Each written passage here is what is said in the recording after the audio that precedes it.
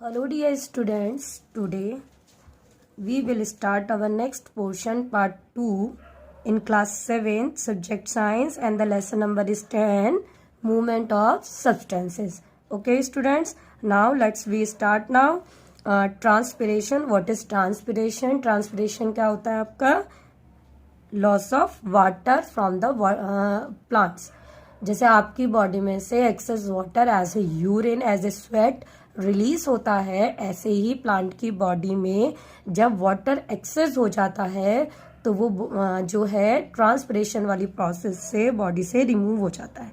ठीक है, और ये डे टाइम में बहुत ज़्यादा होती है. क्यों? क्योंकि स्टोमेटा जो होते हैं लीव्स की अंडर साइड में नीचे की तरफ प्रेजेंट होते हैं.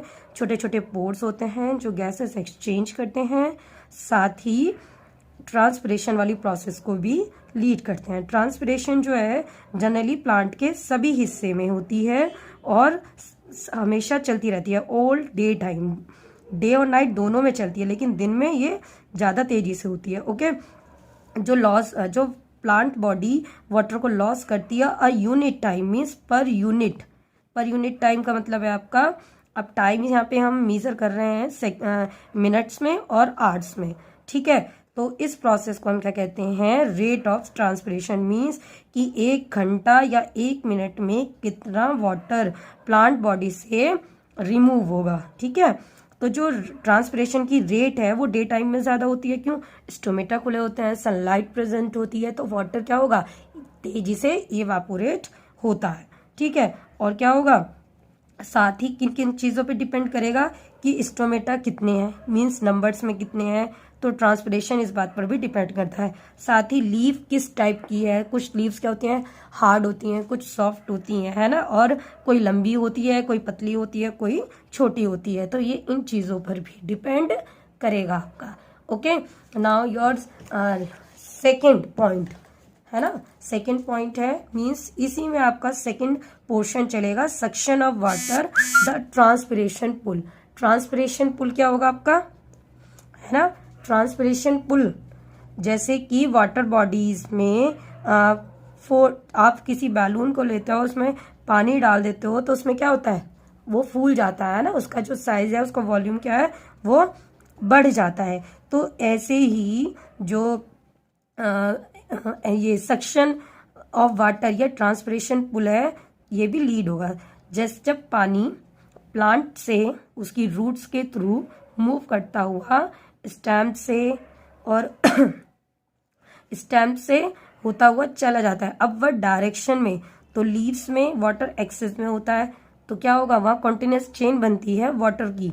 ठीक है, और वो प्लांट के रूट से लेकर प्लांट के हर हिस्से अपर मोस्ट पार्ट तक भी पहुंचती है, जिस कारण जो वहां पर क्या होता है? फोर्स अप्लाई होता है. इस फोर्स को हम क्या कहते हैं? पुल ऑफ फोर्स या सक्शन, या कहते हैं इसे ट्रांसपिरेशन पुल. और ये लगातार वाटर क्या होगा? अनब्रोकन चेन को लीड करता है. ठीक है, और पानी को कौन ट्रांसपोर्ट करता है? वाटर और मिनरल को कौन ट्रांसपोर्ट करता है? जाइलम. और फूड के लिए फ्लोएम. ठीक है, तो यहाँ एक फ्लो चार्ट दिया है. यहाँ से सॉइल में क्या प्रेजेंट है? वाटर. रूट हेयर क्या कर रहे हैं? उसको एब्जॉर्ब कर रहे हैं. फिर मेन रूट, फिर रूट से कहाँ जाता है? प्लांट के स्टेम से, लीव से, और ट्री टॉप मीन्स सबसे ऊपर वाले हिस्से में. ठीक है, तो ये आपका क्या हो गया है? ये section of water transpiration pull means movement of water in plant from root to uppermost part of the plant. Okay, now your importance of transpiration. देखिए इम्पोर्टेंस क्या है. इम्पोर्टेंस ये है कि जो भी प्लांट में आपकी ट्रांसपिरेशन हो रही है, जैसे आपकी बॉडी में से एक्सेस वाटर रिमूव हो रहा है, ऐसे ही प्लांट की बॉडी से ये भी निकलना ज़रूरी है. तो ये एक नेसेसरी ईविल है, ज़रूरी है. क्यों? क्योंकि अगर ज़्यादा पानी होगा तो भी प्लांट खराब हो जाएगा, है ना, तो ये बहुत ज़रूरी होता है. तो ये कूलिंग इफेक्ट बनाता है, प्लांट का मेंटेन करता है टेम्परेचर प्लांट में. साथ ही ट्रांसपिरेशन जो है वाटर का एक वैक्यूम को क्रिएट करता है, जिससे जो वाटर पार्टिकल्स हैं जाइलम ट्यूब्स के थ्रू हर हिस्से तक पहुंच जाते हैं. ठीक है, तो ये आपका इसमें बता रखा है कि किस प्रकार से होता है.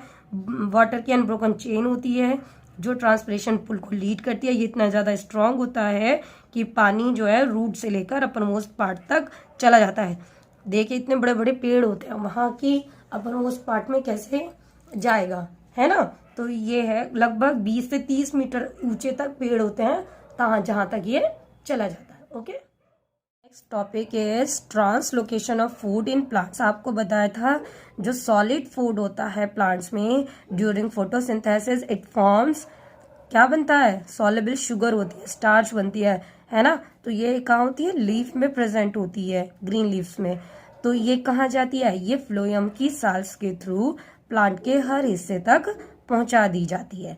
ठीक है, तो जो सॉल्युबल शुगर है वो इमीडिएटली कन्वर्ट होती है इनसॉल्युबल स्टार्च में, जो लीव्स में स्टोर हो जाती है, और फ्लोएम्स की सेल्स जो होती हैं उसमें वेस्कुलर सेल्स होती हैं, ये प्लांट के हर हिस्से तक पहुंचा देती हैं। ओके, तो ये आपका है translocation of food in plants and animals, plants में। ठीक है, now our next topic is I am giving only a general basic introduction of this topic, transportation of food and water in animals. अभी तक हमने क्या पढ़ा था, plants के बारे में। अब हम किसके बारे में पढ़ने वाले हैं, एनिमल्स में। एनिमल्स में ट्रांसपोर्ट किसका होता है, फूड का, वाटर का, ऑक्सीजन का।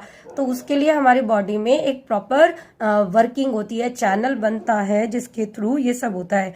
अब आपकी बॉडी में ब्लड है वो सर्कुलेट करता है, वो ऑक्सीजन का, फूड का, वाटर का सर्कुलेशन करता है ना। तो इस चैप्टर में अब हम जो नेक्स्ट इस टॉपिक में जो हम पढ़ेंगे तो हमारा सर्कुलेटरी सिस्टम हम पढ़ेंगे।